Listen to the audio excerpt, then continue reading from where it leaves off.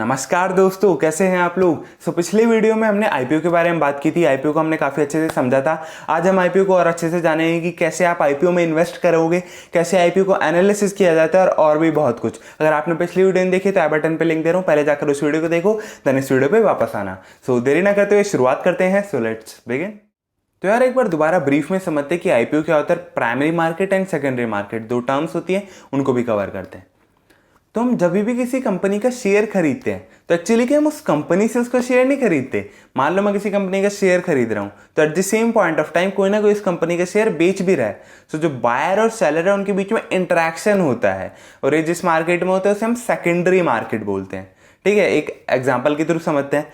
मान लो मेरे को रिलायंस इंडस्ट्रीज का एक शेयर खरीदना है, तो मैं उसके लिए बाय ऑर्डर प्लेस करता हूँ।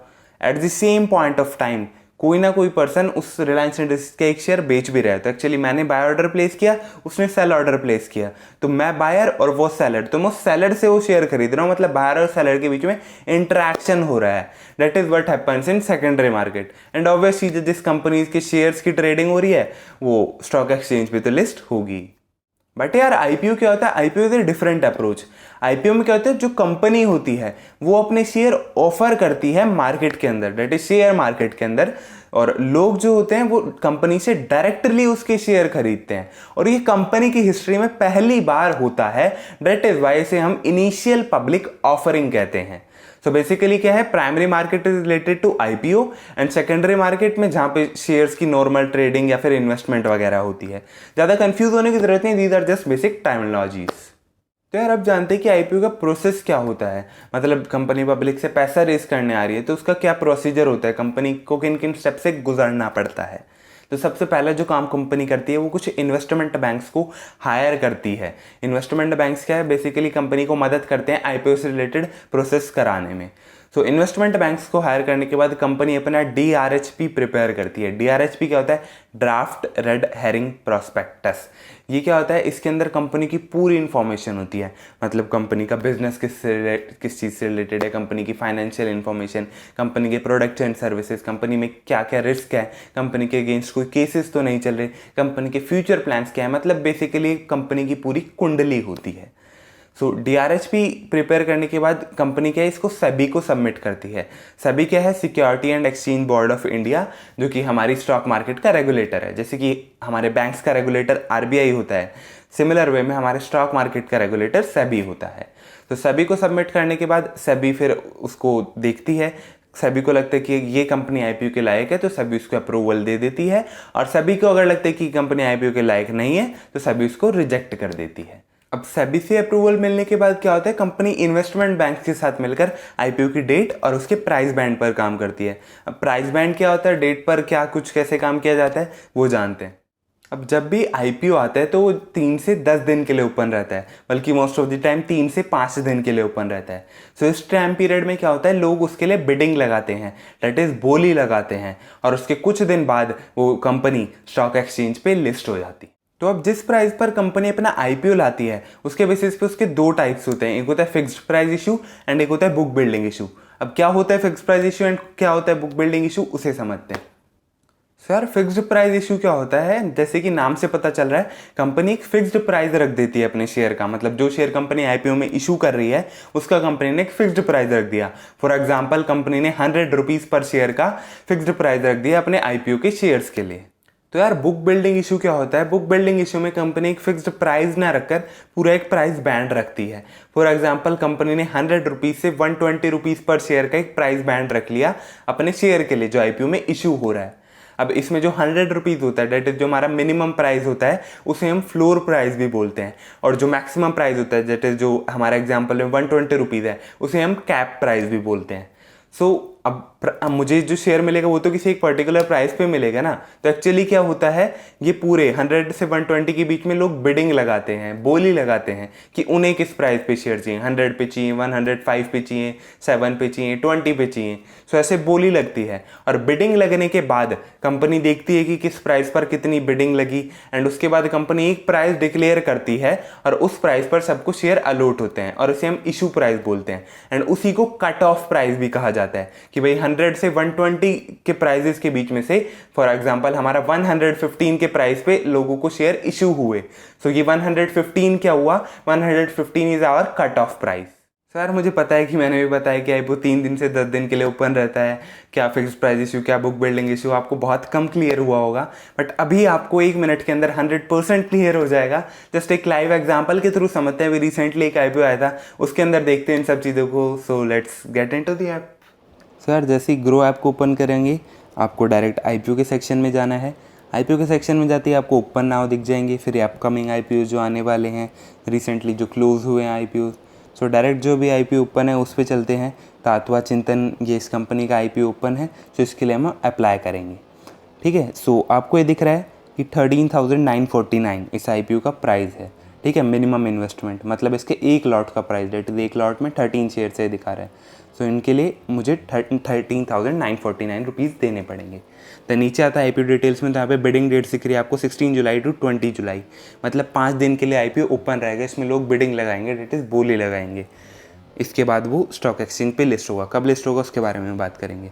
मिनिमम इन्वेस्टमेंट बात कर ली हमने। प्राइस रेंज 1073 टू 1083, ठीक है, जो कि मैंने बताया था बुक बिल्डिंग इशू है। क्यों, फिक्स्ड प्राइस नहीं, एक प्राइस बैंड है पूरा। लॉट साइज 13 है, मतलब एक शेयर में, एक लॉट में 13 शेयर्स हैं। इशू साइज 500 करोड़, मतलब कंपनी 500 करोड़ की शेयर्स इशू कर रही है। देन नीचे आप सब्सक्रिप्शन रेट देख सकते हो। 20 जुलाई को 1 PM पे इसका सब्सक्रिप्शन रेट था 29.54 टाइम्स रिटेल इन्वेस्टर से, मतलब हम लोगों वाले में। ठीक है, और इतना ज़्यादा सब्सक्रिप्शन रेट गारंटेड ये बहुत अच्छे लिस्टिंग गेन देने वाला है। अभी लिख के ले लो, लिस्ट हो जाएगा उसके बाद चेक कर लेना।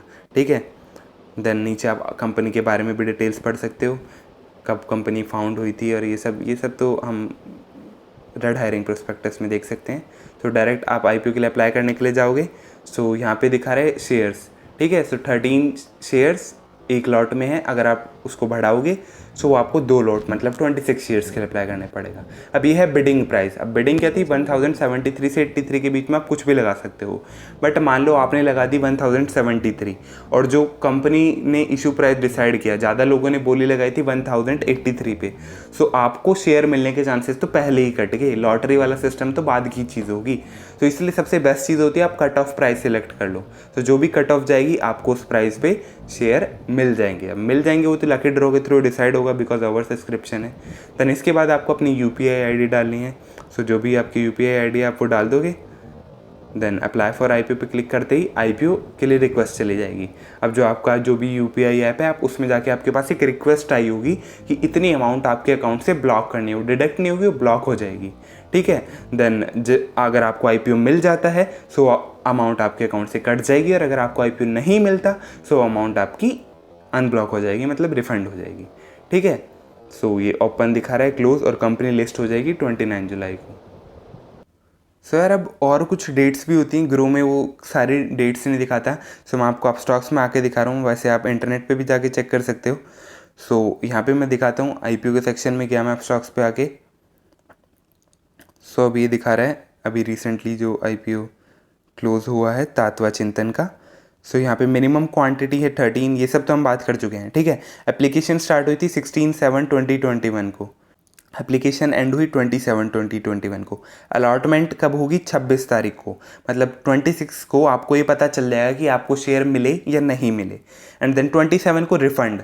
अगर आपको शेयर नहीं मिले तो 27 को आपका पैसा रिफंड हो जाएगा, और अगर आपको शेयर मिल गए तो 28 को अलॉटमेंट हो जाएगी। ठीक है, मतलब क्या है, आपके जो डीमैट अकाउंट है उसके अंदर आपके पास शेयर आ जाएंगे।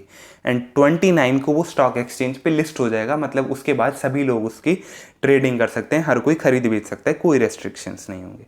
तो this is all about IPO. ऐसे आपको अप्लाई करना है। आई थिंक आपको समझ में आ गया होगा। सो यार आईपीओ के बारे में कंप्लीट इन्फॉर्मेशन मिल गई, कैसे आईपीओ में इन्वेस्ट करते हैं वो भी जान लिया, बट आईपीओ का एनालिसिस कैसे करते हैं वो तो बता, वो तो बहुत इंपॉर्टेंट चीज़ है। सो अब आईपीओ का एनालिसिस 2 तरीकों से किया जाता है। पहला तो लिस्टिंग गेन के पर्सपेक्टिव से, दूसरा लॉन्ग टर्म इन्वेस्टमेंट के पर्सपेक्टिव से। सो एक एक करके दोनों को जानते हैं। सो यार लिस्टिंग गेन के पर्सपेक्टिव से जब देखते हैं तो सबसे पहली चीज़ जो हमें देखनी होती है वो होती है हाइप। ये थोड़ा कड़वा है बट सच है कि भाई उसका ट्रेंड कैसा चल रहा है, लोग उसके बारे में, उस कंपनी के आईपीओ के बारे में कैसी बात कर रहे हैं मार्केट में। ठीक है, अब आपको ये कैसे पता चलेगा? तो अगर आप बेसिक फाइनेंशियल इंटरेस्ट भी रखते हो तो आपको अपने आप पता चल जाएगा। ठीक है, वो जिनको पता है वो जानते हैं, और नहीं पता तो just Google it out, mobile सबके पास है, सर्च कर लो जिस भी कंपनी का आईपीओ आ रहा है। जैसे भी रिसेंटली जोमेटो का आईपीओ आया था, तो जोमेटो आईपीओ, वेरियस न्यूज़ और आर्टिकल दिख जाएंगे, उनके थ्रू आपको पता चल जाएगा कि कैसी मार्केट में डिमांड है, कैसी हाइप बनी हुई है, लोग क्या बात कर रहे हैं उसके बारे में। सेकेंड थिंग जो हमें देखनी होती है वो होती है सब्सक्रिप्शन। ठीक है, तो अभी मैंने बताया था कि आईपीओ मिनिमम 3 दिन के लिए ओपन रहता है। सो ये एक चीज़ याद रखना, कभी भी पहले दिन आईपीओ के लिए अप्लाई मत करना। क्यों? क्योंकि यहाँ पे कोई ये ऑप्शन नहीं होता कि फर्स्ट कम फर्स्ट सर्व, ऐसा कोई हिसाब नहीं होता यहाँ पे। जो पहले दिन अप्लाई कर रहा है, जो थर्ड दिन कर रहा है, दोनों को मिलने के चांसेस सेम है। ठीक है, ओवर सब्सक्राइब हुआ तो लॉटरी में जो जीतेगा उसी को मिलेगा। सो फर्स्ट डे कभी भी अप्लाई मत करना, सेकेंड डे थर्ड डे करना। क्यों? मान लो फर्स्ट डे वो आईपीओ ओवर सब्सक्राइब हो गया, तो इसके थ्रू एक बहुत अच्छा इंडिकेशन मिल जाता है कि भाई इसकी डिमांड बहुत ज़्यादा है, तो ये एक अच्छा लिस्टिंग गेन दे सकता है, तो आप उसके लिए अप्लाई कर सकते हो। वहीं पे मान लो पहले और दूसरे दिन तक भी वो कंप्लीटली सब्सक्राइब ही नहीं हुआ, ओवर सब्सक्राइब तो क्या, सब्सक्राइब ही नहीं हुआ, मतलब मान लो कंपनी 10,000 करोड़ के शेयर बांट रही है आईपीओ में और 8,000 करोड़ का ही सब्सक्राइब हुआ। सो इससे आपको पता चल जाएगा इसकी डिमांड कम है। सो क्या पता वो लॉस पे लिस्ट हो सकते हैं, ज़रूरी नहीं है बट बहुत चांसेस हैं ऐसे। सो आप उस आईपीओ को इग्नोर कर सकते हो कि मैं इसमें इन्वेस्ट नहीं कर रहा। बट थर्ड डे में ऐसी गलती मत करना कि आप रात को जाके अप्लाई कर रहे हो, उसमें फिर आपको लॉटरी तक तो पहुंचना दूर की बात, आपका आईपीओ रिजेक्ट हो जाएगा, क्योंकि कई बार सर्वर वगैरह में दिक्कत आ जाती है। तो मैक्सिमम दिन के 12 बजे से पहले अप्लाई कर देना थर्ड डे पे। ठीक है, अब आपको सब्सक्रिप्शन रेट कैसे पता चलेगा कि कितना सब्सक्राइब हो गया? जिस भी ऐप के थ्रू आप अप्लाई कर रहे हो, जैसे ग्रो के थ्रू मैंने भी बताया था, उसमें दिन के लास्ट में अपडेट हो जाता है कि आज कितना सब्सक्राइब हुआ है, मैंने दिखा भी दिया था आपको वीडियो में। देन थर्ड चीज़ जो होती है वो ग्रे मार्केट प्रीमियम, जीएमपी। ठीक है, अब ग्रे मार्केट क्या होती है? यहाँ पे एक शेयर्स की लेन देन होती है, और मतलब ना लीगल होती है ना इलीगल होती है। ठीक है, सो इसके बारे में कभी और बात करेंगे, अभी सिर्फ ग्रे मार्केट प्रीमियम देखना होता है हमें। तो जस्ट गूगल कर लेना, जैसे कि जोमेटो का ग्रे मार्केट प्रीमियम क्या, आपको दिख जाएगा। अब वहाँ पे दिखाएगा कि मान लो 50 रुपीज़ है इसका ग्रे मार्केट प्रीमियम। तो कंसिडर कर लेते हैं कि कंपनी ने 100 रुपीज़ पे हमें इशू किया था आईपीओ में इसका शेयर। तो 50 रुपीज़ ग्रे मार्केट प्रीमियम का मतलब है 150 पे लिस्ट होगा, मतलब उससे 50 ज़्यादा। समझ रहे हो? मतलब मुझे 50% का लिस्टिंग गेन मिल सकता है। अब ये हर दिन बदलता है, तो आपको जिस दिन तक आईपीओ में इन्वेस्ट करने जा रहे हैं आप, हर दिन आपको चेक करना है कि क्या ये कंसिस्टेंट है। ठीक है, आईपीओ आने से 3-4 दिन पहले से आईपीओ आ गया उसके 1-2 दिन तक कि कंसिस्टेंट है, सो आप उसमें अप्लाई कर सकते हो अगर एक अच्छा उसका ग्रे मार्केट प्रीमियम चल रहा है तो। ना अब अगर मैं लॉन्ग टर्म के परस्पेक्टिव से इन्वेस्ट करना है, मतलब मैं जो आईपीओ में शेयर मिले मुझे, मैं उनको होल्ड करके रखना चाहता हूँ, तो इसके लिए मुझे क्या करना पड़ता है? इसके एनालिसिस के लिए मुझे रेड हायरिंग प्रोस्पेक्टस पढ़ना पड़ता है कंपनी का। मतलब उसमें कंपनी की पूरी कुंडली होती है, जैसे कि मैंने शुरुआत में बताया था, कंपनी की profit and loss statement, company का मैनेजमेंट कैसा है, उसके फाउंडर्स कौन है, कंपनी किस सेक्टर में है, और ऐसी बहुत सी चीज़ें देखनी पड़ती हैं। और ये सारी चीज़ें आती है फंडामेंटल एनालिसिस पे। ठीक है, तो फंडामेंटल एनालिसिस पे भी वीडियोज़ आएंगी, धीरे धीरे हम सीखेंगे कैसे फंडामेंटल एनालिसिस करते हैं। इसके बाद आप फंडामेंटल एनालिसिस से स्टॉक्स में भी इन्वेस्ट कर सकते हो लॉन्ग टर्म के लिए। तो धीरे धीरे सीखेंगे फंडामेंटल एनालिसिस क्या होता है। तो this is all about IPO. Hopes आपको चीजें क्लियर हुई होंगी। अगर आपके कोई भी डाउट्स हो कमेंट सेक्शन में जरूर पूछना, मैं पूरी कोशिश करूंगा क्लियर करने की। एंड मुझे लगेगा कि इसमें स्पेसिफिक वीडियो बनाने की जरूरत है तो वीडियो भी आ जाएगी, दिक्कत किस बात की है। बस चैनल को सब्सक्राइब कर देना और ऐसे ही अपना सपोर्ट बनाए रखो, लाइक करना मत भूलना। मिलते हैं नेक्स्ट वीडियो में, तब तक के लिए बाय बाय, टेक केयर।